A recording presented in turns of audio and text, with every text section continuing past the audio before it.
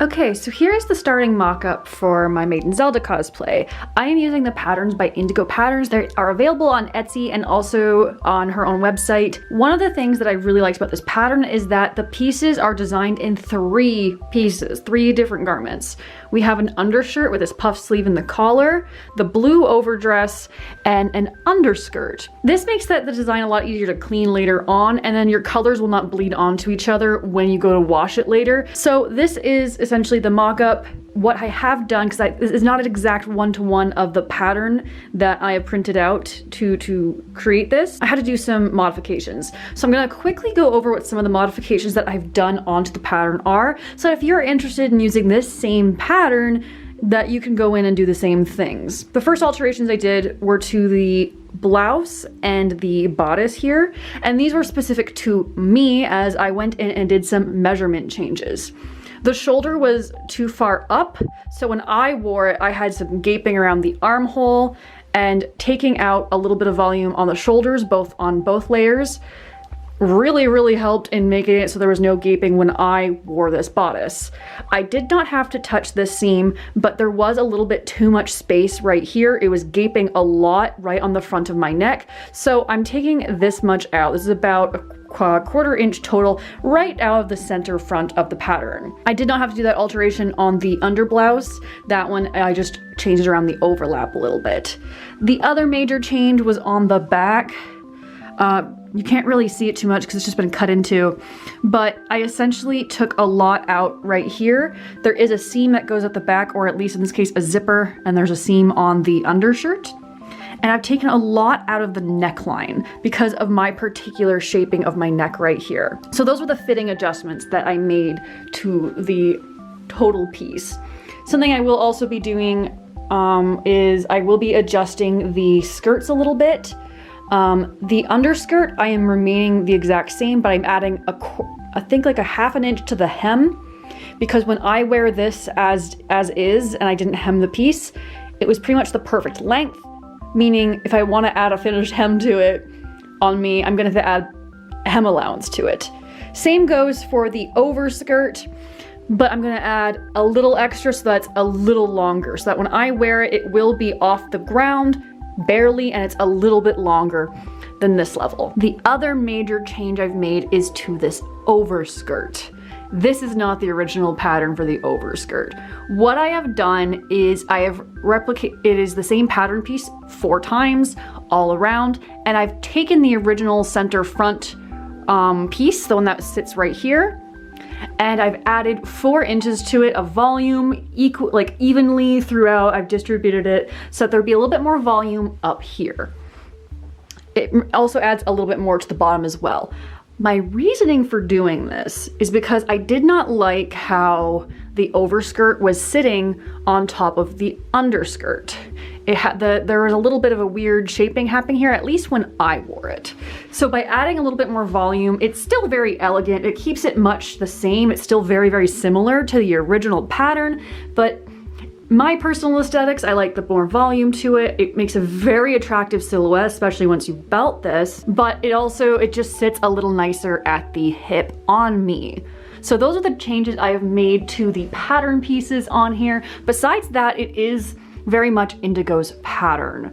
I'm really excited to be using another cosplayer's pattern. Indigo Cosplay has a bunch of really nice patterns, especially in the Legend of Zelda verse.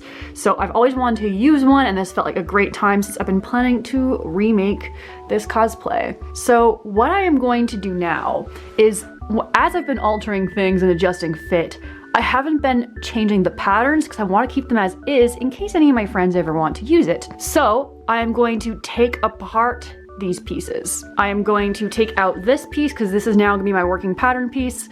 And I'm going to be taking apart the bodices so that I can have a good base to work off of. Essentially, I cut off all the seam allowances and I have a perfect piece sans seam allowance. The piece I'm going to start with is actually the underskirt. That is the first piece I will be sewing. And I have not changed any of that. I'm just gonna take a little bit off the waistband so it fits my waist a bit better. So we're actually gonna start off by cutting out the original pattern pieces, and anyone who has tried this pattern or tries it in the future, there's 2 options for the underskirt here. There are radial pleats and straight pleats, and I'm doing the radial pattern because I think it's really pretty.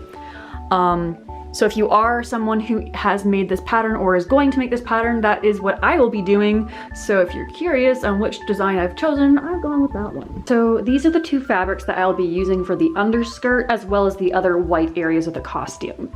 So this is the one I really want to talk about because I'm very, very excited about. This is a Canadian made and Canadian developed blend of fabric, and I am so excited about it. So this is called the Ontario blend. It is essentially a vegan silk, because if you didn't know, silk is bugs. Silk is made from silkworms. So a lot of people who don't like to use silk because of course it involves bugs, involves a live animal to produce. So some people don't like using it, and that's okay if you're not into it. But this is a really great alternate option. This is a cupro linen. So it's like a silk linen looking fabric. One side is quite shiny and elegant, and the other side is a very luxurious looking linen. It is so pretty. Both sides are gorgeous. For what I'll be doing though, I'm going to be using the less shiny side, which it's still very luxurious looking. So I'm really, really excited. The drape of it is so gorgeous. If you're interested in checking out this fabric, it is called the Ontario Blend by Fabric Culture. They sent me this fabric and I am so, so grateful. I have a reel where I talk a little bit about this fabric, but they sent this to me and I am very, very excited to use it. It's been sitting there.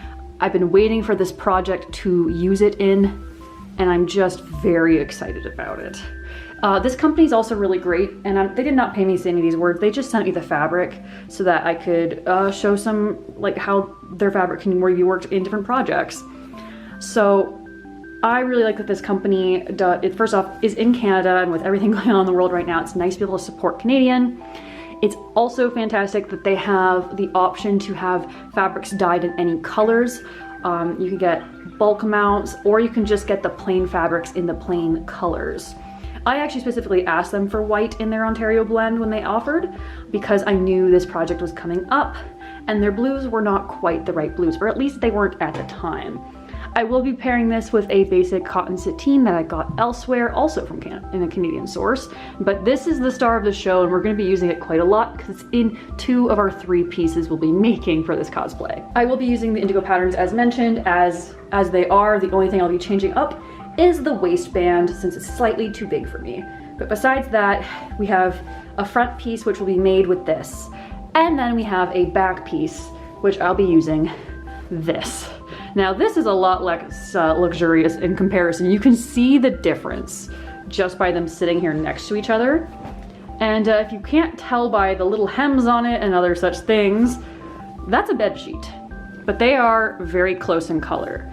And the reason I'm using this is because this is such a beautiful fabric. It's a very expensive fabric, even if it was so nicely sent to me, that I don't want to use it on the back of the underskirt, because there's a full skirt underneath the blue one, right? So for the stuff that peeks out in the front, the pleated sections, I will be using this so that you can see it. And it will be used on the visible sections of the blouse as well. So the collar stand, and the beautiful puffy sleeves, which in this I'm excited to see how it will behave because it's got this lovely drape to it. For the parts that are not seen, I'm going to save this beautiful fabric and not use a ton of it to make an underskirt that no one will ever get to appreciate. And I'm going to use this lovely cotton bed sheet that is the exact same shade of white, and I lucked out on that, to make the back of the underskirt, which is very gathered, a very big piece, and for the main body pieces of the blouse. This way this washes a little easier as well for the blouse pieces, but I'm not using this really good fabric on stuff that's never even visible. I'm gonna cut these out for the skirt first. We're gonna get those back pieces especially handled. The waistband will also be made, I think, probably of the cotton sheeting. And then I can actually start constructing it all together. I am very excited to use these fabrics, you would not believe. All right, so my pieces are now all cut out, and now I have some prep work that I did off camera. So I'm gonna show you a little bit of what I did as I work on the skirt, for the underskirt for this. So firstly, I have my waistband piece, and it is now interfaced. so that when I go to sew it, I don't have to do anything to it. I can just start sewing it. And I'm very interested in how this fabric has behaved after being interfaced. It feels like a totally different fabric. It's really, really interesting, especially with this woven type interfacing that's press on. So I really like the texture, and if you were ever planning to make something with like a structured bodice and like a flowier skirt, and it's kind of a struggle to find fabrics that match and look good together or look like even like they're the same fabric, this is a great alternative because structuring this, it behaves very similarly to like a thick cotton, but still looks nice because it's this beautiful like texture to it, while the fabric uninterfaced is very, very flowy and almost see-through. Almost. I'm gonna put that aside. We're not gonna touch it for a little bit. The other thing that I did, I realized while cutting out that I ran into a few issues. And that was that my pieces were not quite wide enough to handle, like my fabric wasn't wide enough to handle the pattern pieces. When it comes to the back of my skirt, which is this cotton sheet, literally a cotton sheet, I have already sewn the back seam together. We'll get to that in a second, but this is one side of it. Yeah, there we go.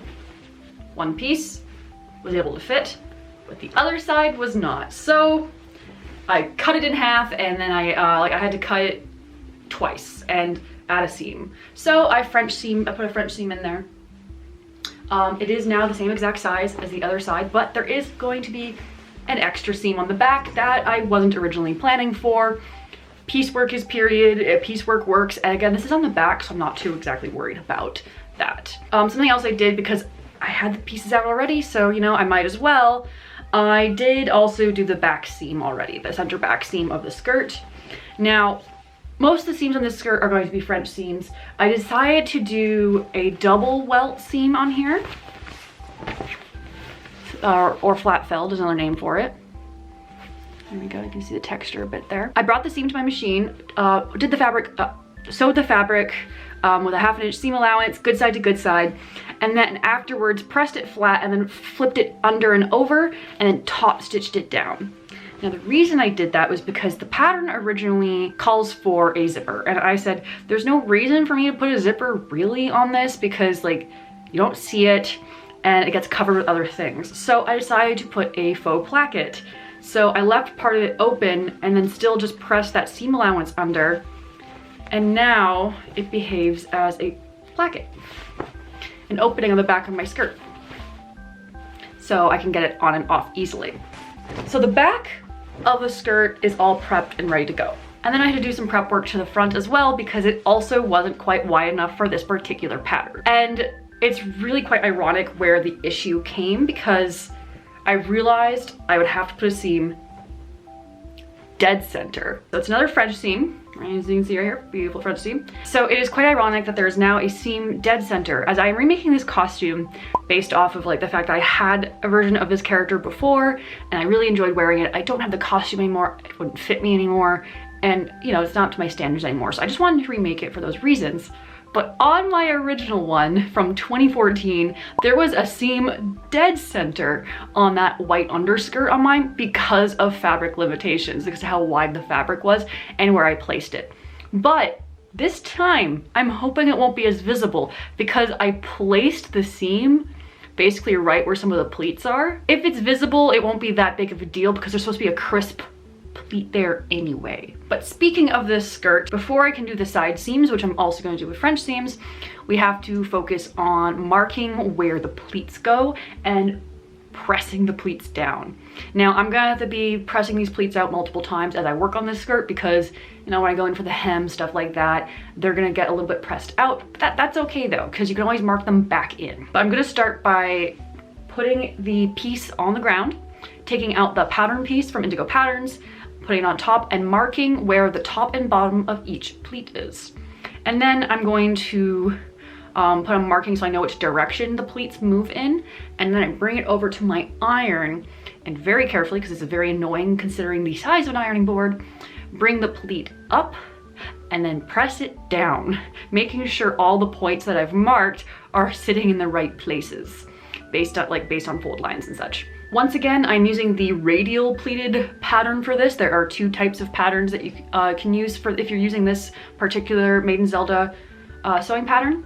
I'm using the radial one. It's a bit trickier just because it's not even pleats, they get wider towards the bottom. If it was the even ones and they're perfectly square, it does make it a little bit easier to eyeball. So I need to be very careful to make sure that it looks right, especially on that center front seam, to make sure it looks nice and even. Once we get to the side seams, those are going to be French seams once again, with the seam allowances pushed to the back. If you're unfamiliar with French seams, that's when you put the fabric wrong sides together, sew it up at about 1/4 of an inch seam allowance, and then you trim it down a little bit and then flip it inside out, press it all down so it's nice and clean, and you sew it down again at about 1/4 of an inch. I am adjusting the seam allowances on this, by the way, just to note that the pattern uses 5/8 of a seam allowance. This I use 1/2 inch, so I did adjust for that. And then you have a nice little encased seam. So I'm doing that for all of this because in my prep work stages, I discovered that the linen faux silk doesn't really like my serger too much. If I played around with the adjustments a little bit longer, it probably would have eventually. I would have found a setting that worked, but the cotton and this were behaving differently, so I just decided to just use French seams. They look prettier anyway. So that's what we're gonna do. And then we'll have a full skirt, and then I can worry about things like the hem and waistband attachments. But for now, we're going to get it into a pleated shape and then an actual full skirt shape. So we're gonna go do that.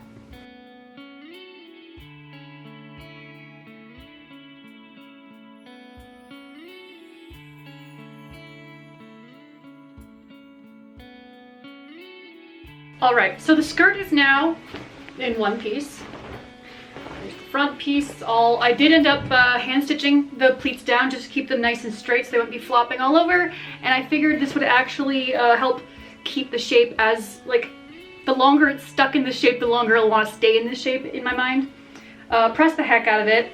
I have put together the side seams with French seams, gone in and also done some extra seams because I did have to seam some pieces together to make the volume work. And I've done the hem. And I will say the cotton was a little easier to hem than our lovely Ontario blend, but this ended up working quite nicely as well. If you press it, it behaves quite nicely. So all in all, this is going quite well, and now I can do the waistband. To do the waistband, I'm gonna do some rows of gather stitches on the back pieces. The front is already pleated down. Another good reason to do it this way, because it's already in the size it needs to be. And now I'm going to gather up the side seams, or the back side seams, the back seams. Gather those down so I can put them onto the waistband, and then I get the waistband on. The waistband goes on quite simply, good sides together. I have put some interfacing on the waistband to make it nice and strong, but I'm just gonna stitch it on, flip it over, and I'm probably gonna end up hand stitching it closed. I don't know, we'll see how I feel once I get to that step. Could also stitch and ditch it, but I think I'm gonna do it by hand because it's just how I prefer to do it.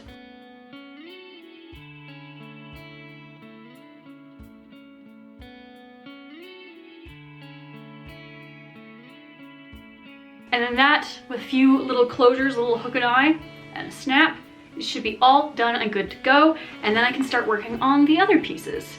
So let's finish up this skirt so I can start working on the blouse, which I'm very excited to do.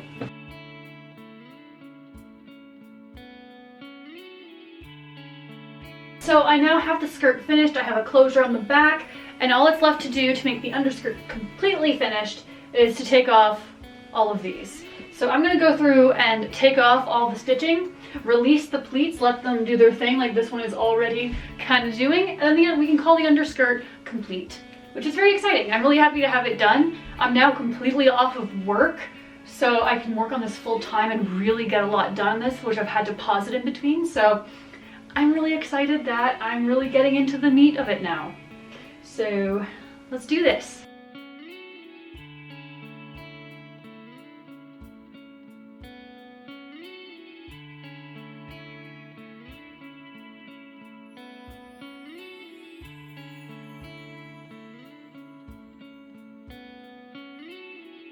All right, so the underskirt is finished. It's all released from its stitching. I've pressed it out a little bit to get rid of some of the stitching lines. I am really, really happy with it. It's also really cool that the cotton that I used for the back, like, it's so close in color to the good fabric that the pleated parts are made out of that really from afar you can't really see it. until you really look and you can really see the textures, which, I mean, the texture of this fabric is just stunning. It is so gorgeous. So happy I used it here. But from afar, the colors are just so close that it's no big deal that they aren't the exact same. So if this peeks out a little bit when I'm wearing it, it won't like ruin the effect or anything.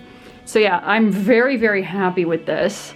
And this means I can work on the next underlayer, which is the blouse, because this has a separate blouse, as I've talked about before. So I'm gonna go fetch some of the bodice pieces, and then we can start discussing how I'm going to put that all together. First thing I actually have to do is, so there's 4 pieces here.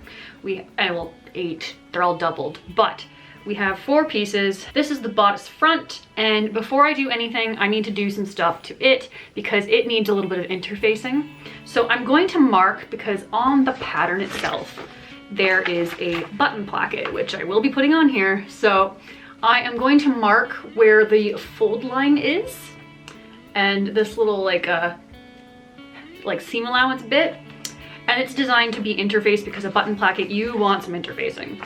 So the first thing I'm actually going to do is apply some interfacing to this piece, and then I'm going to start constructing it all around. So I'm going to do the all the different seams. So there is a front piece, a side front piece, a side back piece, and a center back piece, and then there's a back seam. What I am most likely going to do, because the seams are not too terribly curved, I am most likely going to do a welted seam. So you sew it together as you would a regular seam, clip down one of the seam allowances and roll it under, and it makes a really nice flat felled seam.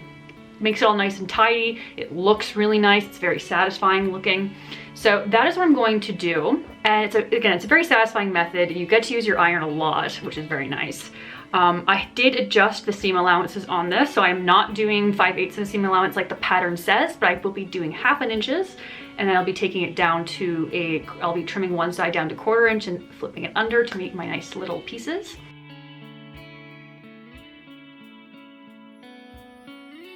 So now my blouse is actually starting to look blouse-like. I have all my little lovely little seams in there. I did the shoulders up as well. And now I'm going to just deal with the hem and the bottom. So what I'm going to do first though, because I'm going to have to deal with these plackets. Now I think on the instructions it actually says to put the placket folded to the other side, but I'm used to folding my plackets under with historic sewing, so that's just what I'm going to do. It doesn't matter, it doesn't get seen anyway. This is an undershirt. But the first thing I'm going to do is I'm going to fold over like this, and then I'm going to sew that up. And now the reason I'm going to do that is because when I flip it back over, it'll be a nice finished little edge there, and then I can take this and just fold it up and make a really nice hem afterwards. But when you fold this over, otherwise you're gonna have all of this bulk when you go to fold over the hem. So I'm going to do that, and it will give me my guide on rolling up the rest of it, and it should make a nice crisp edge and a nice crisp hem.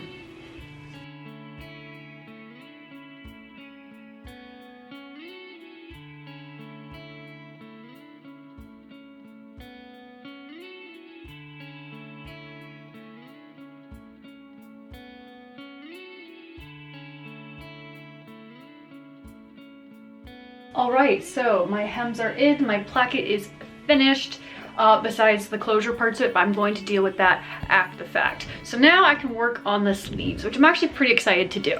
So what I'm done for the sleeves is all the pieces, these are all the original pattern pieces by the way. I only adjusted the arm bands on the sleeve to be a little smaller to fit me better. What I'm going to do is I'm going to sew the little arm bands into little loops, and then put them aside. And then I am going to take my sleeve, make it into a finished sleeve, also with a welt seams or a flat felled seam, so it's nice and flat and finished.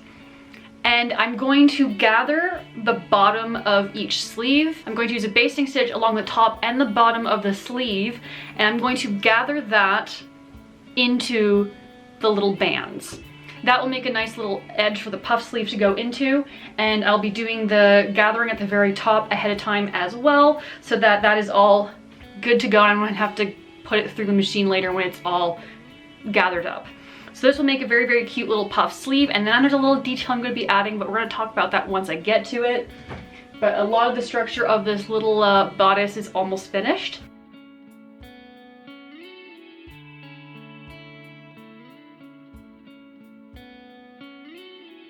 So I got the majority of the bodice done, and then I got the majority of the sleeve done, and then I went and got my hair cut. So if you're wondering why my hair is suddenly shorter, it's because in the span of time between doing that and checking in again, I did leave for about, you know, 40 minutes and went and got my hair cut. Anyway, my little poof sleeves are mostly done right now. The only thing that's not done is they're not attached, but there's also a detail missing. One of the things that I did when I originally made my Maiden Zelda cosplay, like when I was 17, was I put a little bit of lace that looked like kind of like triangular, like there was a little, 3 little circles on the sleeve. It looked like a little triforce. It looked a little rounded, but it looked like a little triforce. And I felt really clever because I added this little detail to it. It really added like a little bit of realism. Like, yeah, the princess would possibly have some little detail on her sleeve in the name of lace. So something I've been learning recently, if you've been following my Instagram stories, you would know about this, but I have been falling in love with, ever since like April, maybe earlier than that actually, March, ever since March, but even before then, I've fallen in love with the technique of tatting. Now, tatting is a technique that can be done with a needle or a shuttle, kind of like this one. This is a little plastic shuttle, and involves manipulating thread into little knots and little picots, as they're called, little loops, to make rings and chains, and you end up making lace out of it. So this is a technique I've become extremely interested in, and I've been doing quite a lot of it recently. So I made these little guys, unfortunately off camera, because I made them while I was like an evening after work kind of thing. But I made these lovely little pieces of lace, which is so cool for me to be able to say. Like, I tatted this lace myself. I'm gonna have to go give it a little press so they're all ready to go, but these should fit not all the way 100% around the sleeves, but they will fit like to the inner right here. So I'm gonna add these. They're each, this little chain that I've made, let me see if I can get it. This little chain that I've made has 3 little circles. So 3 for the Triforce is kind of the idea. It doesn't, of course, it's not the exact same shape as the Triforce, but it feels kind of familiar to me. But you are absolutely going to be seeing more tatting from me on this channel. Hopefully actually doing some, because again, I can literally bring it with me on the go. Like, I can shove this in my pocket. There's another area of the costume that's gonna have some lace that I hand tatted. And again, I just can shove it in my pocket or in my purse. I have taken on train rides while I'm waiting in waiting rooms and just tatted little rings and such. You're going to be probably seeing a lot more of it from me, and actually have examples of me actually demonstrating and doing it when I'm not on the go and don't have any resources to film, like arms and tripods and such. I decided that I'm going to add some to the bottom of the sleeve in the same exact spot that I put it on my original costume that I made years ago. I'm going to hand stitch it on with a slip stitch so it's mostly not seen, and just stitching it just right at the very edge, top edge of the little cuff on the sleeve. I'm using a slip stitch as opposed to a whip stitch, so it's not seen as much, but also it's really easy with tatting lace to hide stitches in between the little knots. So I'm gonna play around with that. This is actually the first time I think I've actually ever put tatting on one of my costumes, so this is a very exciting little moment for me. And once that's done, I can actually attach the finished sleeve onto the bodice. And I'm going to do that by pulling the gathering threads I've already put in and stitching it onto the bodice piece. I will be taking out my serger to then serge those, the seam together, the 2 seam allowances together, and just clean that off. I think it's just a nice way of finishing it, especially with all those layers. My serger should cooperate with the fabrics. And then the body of the bodice will be finished, and I can start worrying about the collar. Really excited. We're getting some good progress here, so let's keep this ball rolling. Okay, so let's talk about the next step that I'm gonna have to do to make this costume. And that is, I wanted to add a little something to the collar. When I originally made this costume in 2014, I put a little Triforce embroidery on the collar. I felt very clever about it. So to pay homage to that, one thing I wanna add to this collar is some embroidery.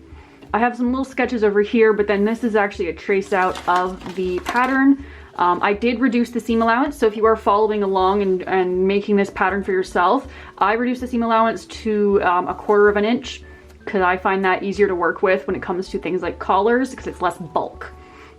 So you'll see that I traced it out over here, and I started sketching out a pattern, and this pattern is based quite a bit off of the shield pattern from A Link to the Past.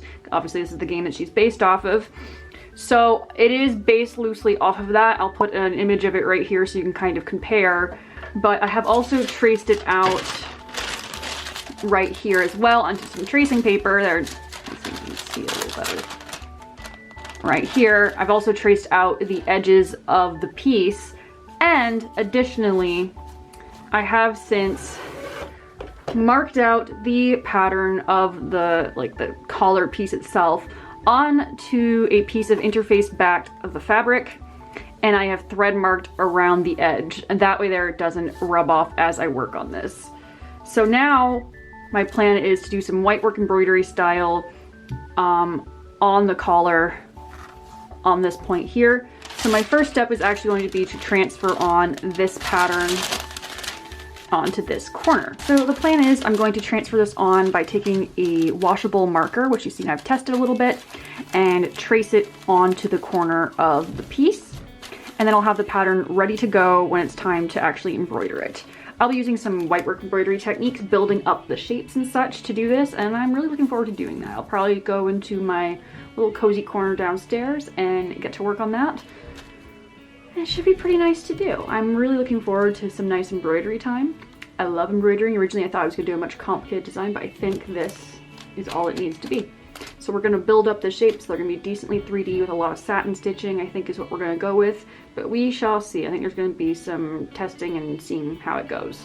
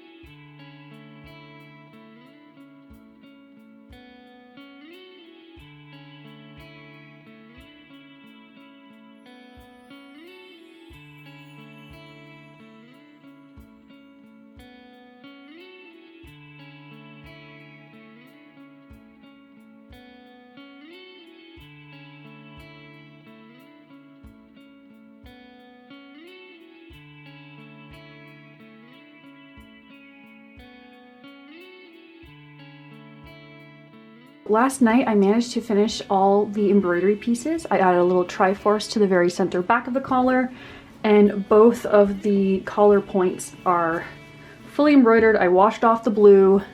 I am really happy with the effect. You can really see the satin stitching directionally and how it makes it look a little shinier in some areas, and it's a little bit raised. So I'm really happy with the layering that I did on this embroidery and the various satin stitching that I did to make this all happen. So I'm really quite happy with how all these pieces went, and of course you can't go wrong with a few hours embroidering stuff. Now I have cut out other collar pieces over here, but first I need to figure out exactly how I want to finish off this collar because I have an extra detail I want to add, that being this tatted lace that I did. So I talked a little bit about tatting when I did the sleeves, but tatting is, you use a little shuttle like this guy. This is actually the one that I used to do this one. This was only a one thread tatting pattern, which is really nice when you're on the go especially. And I unfortunately did not film most of it, well, any of it, because I was working on pieces while I was traveling or after work and such. I did some on the train when I was off to my parents' house for a little bit. So I can show you a very quick little demonstration on how tatting works really quickly. So you start off with a little motion like that, and then you create these little knots like that.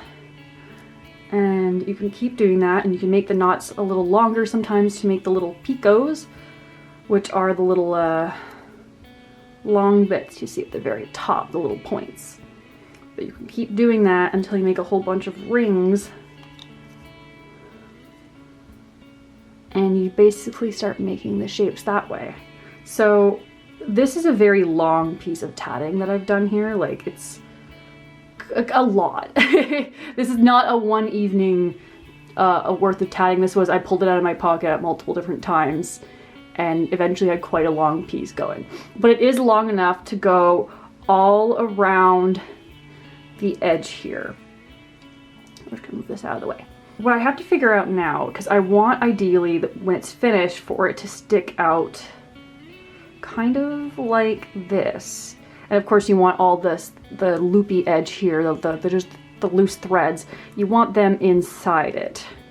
So usually you would take your two pieces, you know, you'd pin this in place this way, put your two pieces together, and then when you pull it inside out, this would be coming out of the edge. But the problem is with how fine that corner is and how I want one of those little loops to be right on that corner, with that inside it, it is going to get caught and it's going to ruin the whole effect. So what I think I'm going to do is I'm going to cut out this piece finally. So we're going to cut along the little cut line I have basted on here. And I think I'm going to fold the edges under. I think I'm going to do that same thing with the under collar piece as well. And I think I'm going to end up hand stitching these all into place. So first I will stitch this down to the seam allowances, get it all set, and then flip it over and attach this piece all by hand so that the tatted lace, which is kind of like Vit and the embroidery are the stars, like they're the co-stars of this piece to make it look good. So I am going to do that so I have more control of how the piece looks, because if I did it by machine, this would simply, it would just get caught because I really want that nice corner effect. So we're gonna be doing it by hand. And honestly, that doesn't sound like a bad thing to me. So I'll likely be doing a slip stitch of some sort, and I likely will have to do some top stitching afterwards just to keep it all in place. So quite a bit of hand stitching, but I'm not going to complain too thoroughly. So yeah, we're going to press this under, we're going to have a nice finished edge, and we'll get the whole look. I'm very excited for how this should look together. It should look very, there's a certain vibe I'm going for with this Maiden Zelda cosplay, and I think I'm hitting it with the embroidery combined with this and some of the other like handmade elements I'm planning.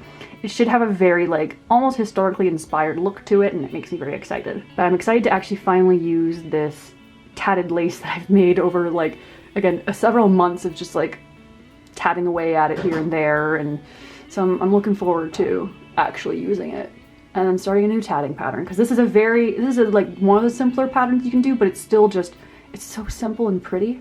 And I'm very excited to finally use it. I'm excited to use some of my tatting in a project, full stop. So this is very exciting for me.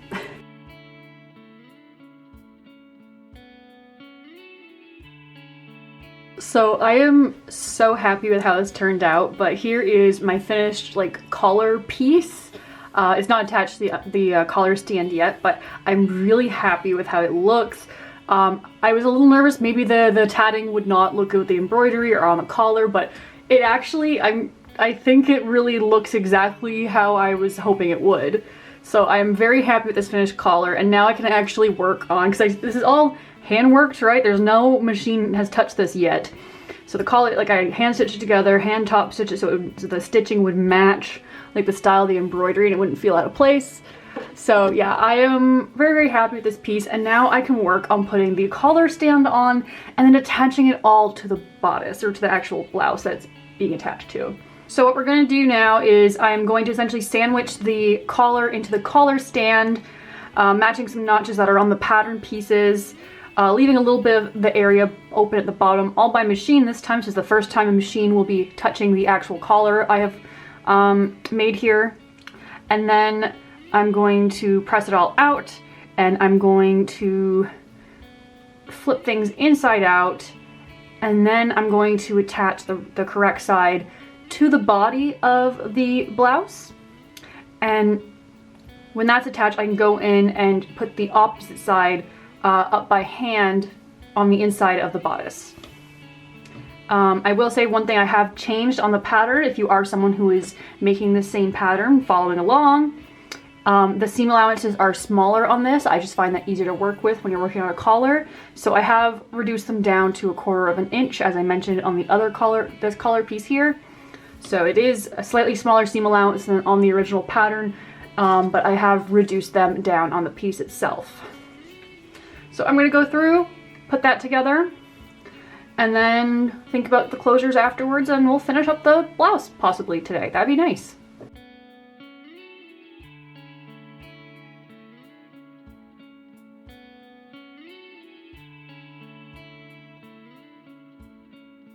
The blouse is all done. I got to try it on yesterday. I put some hooks and eyes and a snap at the top to get it all finished. There isn't like any below the waist, but that's because it gets tucked in, so I think it's fine. I'm so happy with how the collar ended up looking, how everything looks all together. I am very happy with how this is going. I'm loving the textures of this fabric from fabriccultures.ca. Like, I am really, really happy with this, and that means I can actually start working on the overdress. So for the overdress, I have some pieces cut out, and I am using a really lovely cotton sateen in this beautiful blue color for the body of the fabric. Texture-wise, it really complements the white, but the white gets to really stand out because it has more texture than the smooth of the cotton sateen. So I've cut out all my pieces, and I'm going to start by working on the bodice. So in order to add some detail or make the seam, which is like the only detail on the bodice, more interesting, I've decided I'm going to add some very small piping. Now, piping, you can buy some pre-made piping, but I want it to be the same exact color, so it's monochromatic. So how I'm going to do this is I've cut out some bias tape here, and I have this little piece of leftover, like it's just a little piece of cord. You could use embroidery floss, you could use all sorts of things for that, but I'm essentially going to find the good side of my fabric here. So there's the good side, it's a little shinier. And I'm going to put the cord in between, and then I'm going to fold it over. And then using my zipper foot, I'm going to sew really close along that edge and create the trim that will end up being the piping trim. So essentially it's just a bias tape with something inside it, sewn up really close. Because of this way the seams are on this bodice, I'm actually going to sew some of the shoulder seams together first so that I can have one continuous line all the way from the back to the front on the bodice, because there is seams on the back as well, and they all line up. So I can make sure that they all kind of line up, and then I can start putting the whole bodice together after that.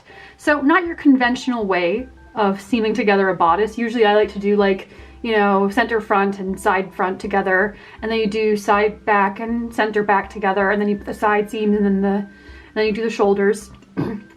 But because of the way I want to do the piping, I'm having to do it in a slightly different order, and which means I'm also going to do the lining a little bit differently when we get there. But we're not going to talk about that right now. We're going to focus on getting these seams made and piped, and I really enjoy piping, so and of course seaming together the bodice, so it should be decently quick to do, quite enjoyable sewing to do as well.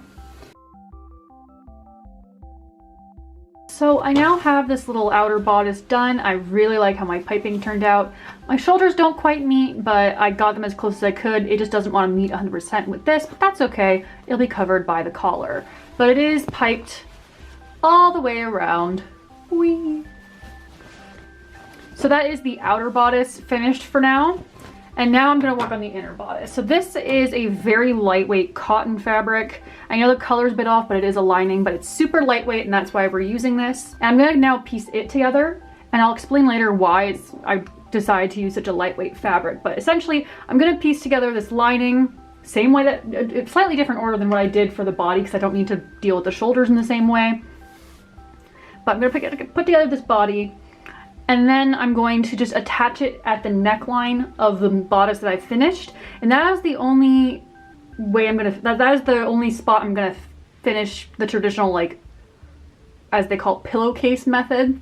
That is the only spot I'll be doing that on, and we'll get to exactly why later. But I'm going to then attach it at the neckline, understitch around the neckline as well, on the lining side, because it's understitch, to keep it nice and flat.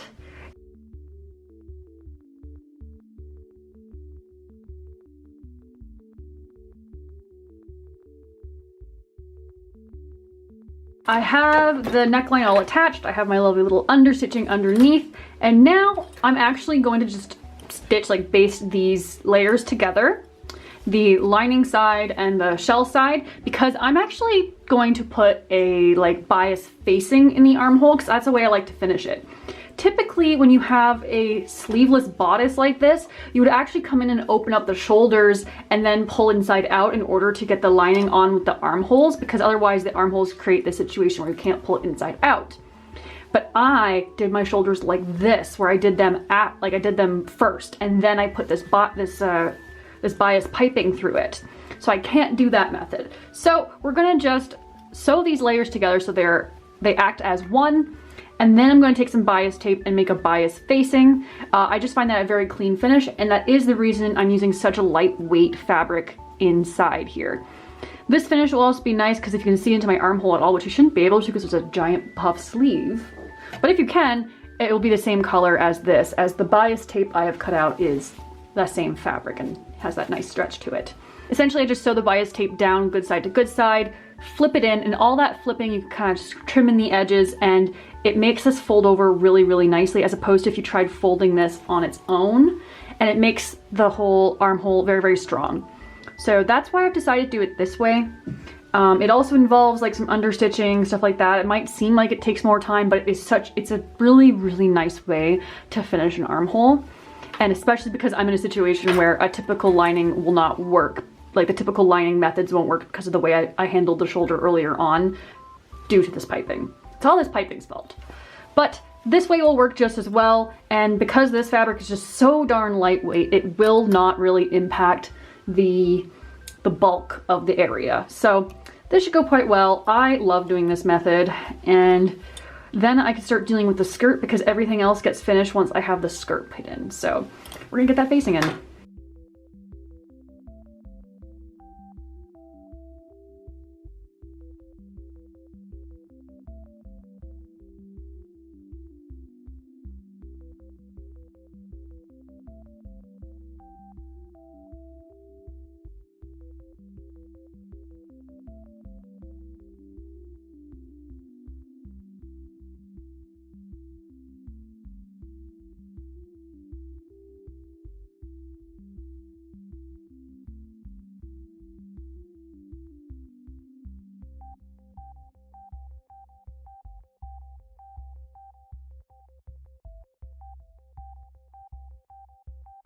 So it has been a little while since I've checked in, and in between that time we had the holidays and such, but I also did finish the majority of the dress. I got the zipper in and I did it all by hand, and honestly finished the lining all by hand as well. So the dress itself is finished. I didn't film it because I was just kind of on a roll. I cozied myself up on the couch for like a few hours and did all those sewing steps in one day, and it was really quite delightful. So now like the majority of the sewing is done and using the patterns by Indigo Patterns is finished. We're now to the accessories stage, including the belt. Now, when I originally made this cosplay years ago, I just purchased a black belt and put it on because this isn't a competition piece and it was just simpler to do so, but I am seeing this as a good place to possibly learn a little bit, because I want to learn leatherworking, and a belt is a great place to start. And I have a belt making kit, like a Tandy Leatherworks like leather kit that my mom gave me to practice this kind of stuff on. I am now downstairs at my little workstation here. I have spent a good deal of the afternoon just experimenting and playing around with stuff, and I have made these guys. Now they're still not 100% dry yet, so I can't finish them completely, but I played around with the stamps that I have and with like burnishing the edges and everything, and of course seeing how the dye takes, and obviously it takes very well. So this is not with a finished layer on it, but now I am feeling confident enough to go in and start the real piece. It takes some time, so I want to start today and maybe see if I can get to the dyeing stage. I had a lot of fun trying out all the different stamps and stuff. As you can see, I just kind of went ham on this one. I tried beveling the edges, I tried not beveling the edges. For a belt, I'm going to not bevel before I burnish. I really like how this particular pattern looks. Zelda has a plain belt in the game, but I feel like this has the right look, especially with the like tatted lace I did on the collar. It repeats that scallopy look again. So that's one option. While it's straight, so this is the piece right here that I used, I'm going to probably put them nice and close together so the edge looks a little bit more scallopy. But I found out some things that worked better than other things, and I tried out some people's recommendations in different ways, and yeah, I found out a lot of things. So the first thing I did was actually cut down my piece. So there's the end that I cut it to. It is 27 inches, which is the size of my waist, plus 11 inches. I found that measurement, I forget where, I think it was from one of my books. But essentially, in this case, it is a belt that fits on my natural waist because of where Zelda wears hers. So it's about 27 plus 11 inches so that you have a nice overlap, and I cut the piece down. So here's the piece that I cut off, and you can see I burnished the edge a little bit just to try it out, see how fast it would be. The first thing I'm gonna have to do is wet the piece, and I'm gonna have to wet it as I go kind of thing. But I'm going to take this little edge tool here, and I'm basically just gonna take it and right against the edge. I'm going to trace out like a little edging very, very lightly. And ideally you won't be able to see this edging when I'm all done because it's going to kind of disappear as I tool everything else. But it works for me as a visual guide when I get to the stamping levels or the stamping steps. And then you start stamping it. The stamping actually did not take as much pressure as I thought it would need, which is very, very interesting. I have this nice little mallet. It also came with the kit that my mom got me for Christmas last year. I haven't used yet until now. But they don't require too much pressure. At least they didn't for that particular leather over there. For this one, it might take a bit more. I found that you need to have a decent amount of pressure just so that it doesn't disappear when you burnish it when it's close to the edge. So we're going to be very careful about that. But I'm basically probably for this project just going to use these two. And I actually really, even though it's quite loud, I actually quite enjoy the stamping process. There's something really nice about it. You just place the stamp and hit it. And I don't know, I just find it really kind of enjoyable. And I like the look of it when you're done with it. It just adds some interesting texture to the project, and I actually cannot wait to experiment with that in future projects. This is a lot of fun, and I am really hoping to incorporate leatherwork into more projects now because this is, for me, it's quite accessible. I have access to some of the tools. I have access to a lot of resources, whether it's my friends, my parents even. When I said I was interested in doing some leatherworking, the way my mom jumped in and said, all right, if you're going to, let's get you a full little kit to start off with, right? My dad works in the fur industry. I have a whole video about that I made, I think in 2020, but he does some work with the fur industry because he works in conservation and such. So he does a lot of trapping, not usually with like cow hinds or anything, but anyway, it's all very interesting, and it kind of is like adjacent to stuff, and I have access to a lot of information at work as well. So I'm really excited to finally dip my toes in. This feels like the perfect project too. So I just finished the tail end. This is the part that gets under, but I still put a little fancy little like scallopy edge there because I just wanted to. But I now have them all stamped in. It's still a little damp. That's okay. My hands definitely hurt. That's why I've gotten my crafting gloves on now. But I'm really, really liking this a lot though otherwise. So the next step, I need to finish off these edges because like any good project, you need to finish the edges in order for it to be a complete project. At least that's how I feel about things, especially my own projects. All my sewing on my costume is like properly finished with like clean edges and such. So we also gotta finish the edges on this as well. So we're gonna use some water. We're gonna use this little guy right here. And you take the water and then you take this, and it's just using the friction of the piece of this guy here. It kind of makes it have this really nice, where's the example I had? This nice like waxy looking finish, and I don't even need to use any waxes. I have some waxes that I got at work here. My friend Leonard made me. Well, I got it in the auction at work, but my friend Leonard made it. It is like leatherworking wax. I might not even need it for this honestly, because this is just water and this tool made this beautiful edge. So now I have to do that beautiful edge on all of this. So I'm gonna go in and do that. It shouldn't actually take me too long because this is a lot easier to do than it was on littler pieces because it's just way more stable. So I'm going to again put some YouTube on and we're going to do that. I actually really like the way that the finished edge when you burnish looks. It just is such a satisfying feeling. You would think it was wax or something, but leather is such an interesting medium to work with because of the way it reacts to heat and friction and stuff like that. So it's a really interesting medium to work with, and it makes me excited to see other ways I could work with it in the future.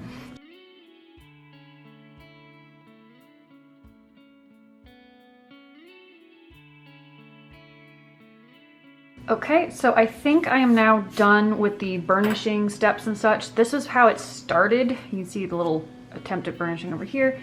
And this is how it's currently looking. It's a lot shinier, a lot smoother. It's not absolutely perfect, but I think considering, you know, I did it all by hand, I think I did a pretty good job. I think I will invest in the bits that you can get a burnishing bit for my Dremel, because I do have a Dremel, and I am realizing I'm really enjoying the leatherworking, so I will probably do more. Therefore, I should invest in the bits to make this process a little easier because my hands are killing me. But it is the next day, and I've gone back in and done a little bit more, and it is looking really, really nice. I really enjoyed the process of making this, but it's also cool to see like the side by side of, like, this is the piece that was cut off right here, right? And now I'm gonna work on dyeing it. So I purchased a dye online, and I have little wool daubers. I have a lot of them. And from the recommendations I've been given, I have been told to dye the underside first. Oh, I had to put these in too. Oh. So I guess first I'm punching the holes in so it's actually like a working belt. But I'm gonna put some newspaper down so that the dye doesn't get all over my table because it is a dye. And I'm gonna put it all on the underside and then take some cloth and get rid of all the excess and let it dry. Once I let it dry for an hour, then I'm gonna go in and do the other side, see if it needs another coat, and then I'm gonna let it just dry for probably over 24 hours. It's actually really cool how well the dye goes in, like it just absorbs right in, and the underside absorbs a little better, which is why I'm going to start on that side. And then we're going to focus on the top afterwards, after it's mostly dry to the touch. Touch via gloves, by the way. We are wearing gloves when we actually do this. Oh, and a mask, because this stuff, it stinks. And that cannot be good for you.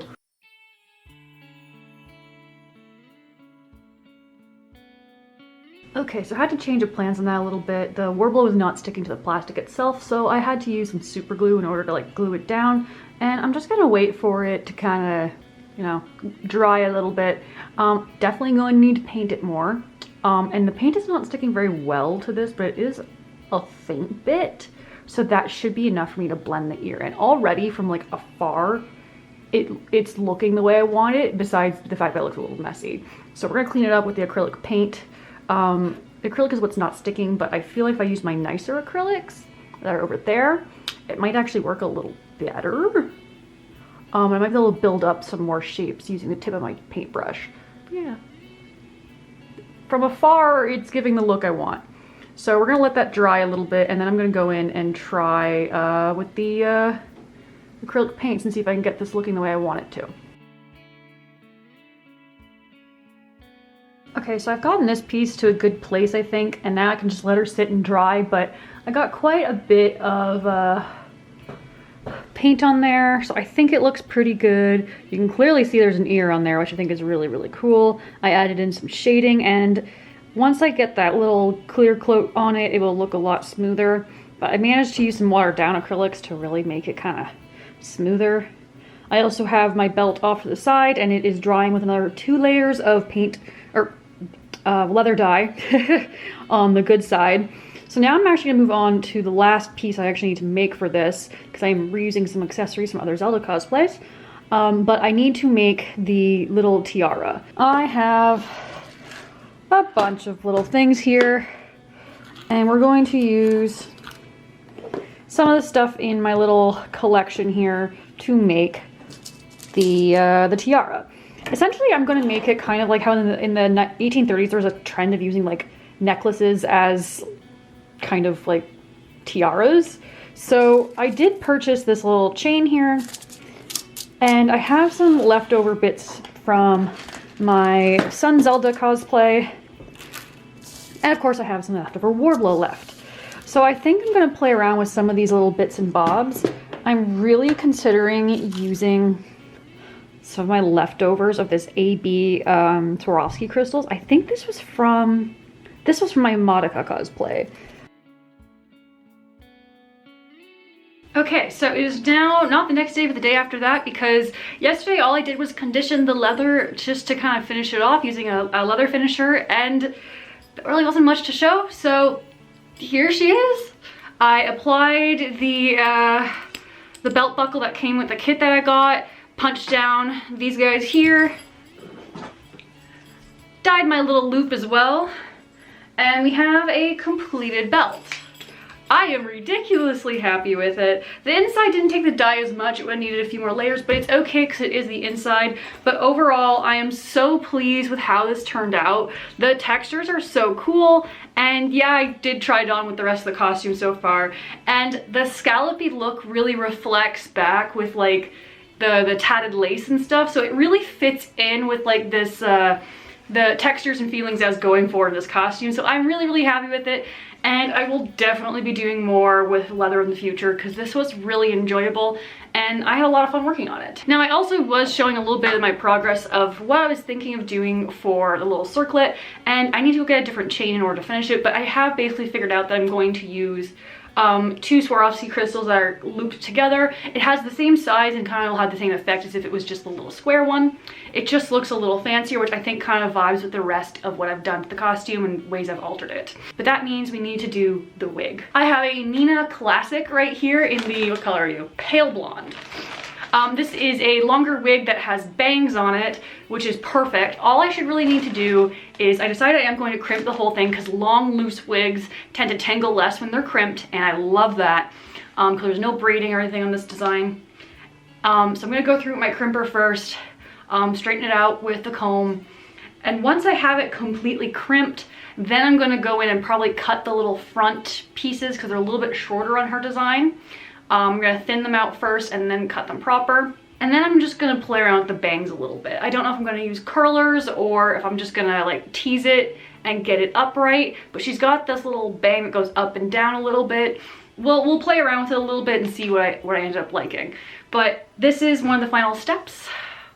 So once this and that little circlet are done, the entire costume will be finished, and I'm really excited to actually wear this and like show it to you guys, because even just the try on, I just felt so happy wearing it.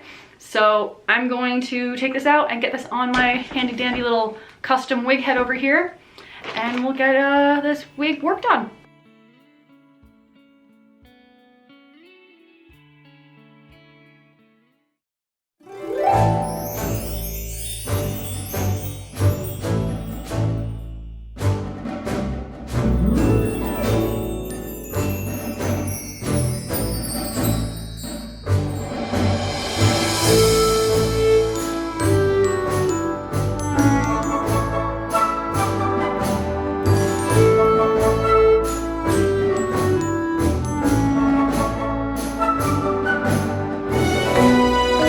So with that, my A Link to the Past Princess Zelda cosplay is complete.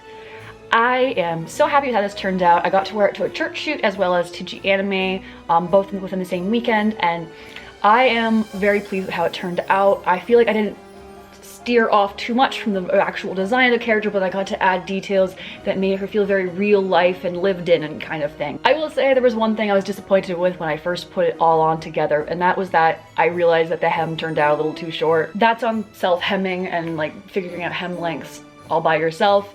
But it turns out that that was a very nice blessing in disguise in the end, because I was wearing this outside in January. It was just like a pair of boots, and when I got home and looked at the bottom of both skirts, there was nothing on them. They were perfectly clean. I wasn't tripping all over it a lot. It was such a nice length, and it truly, like someone pointed out, I like the length of your skirt. It makes it feel like it's really day wear as opposed to like an evening dress, which is what it is for her. So I'm overall very happy. Happy accidents, as Bob Ross would say. It is so comfortable. All the natural fibers make it very comfortable to wear.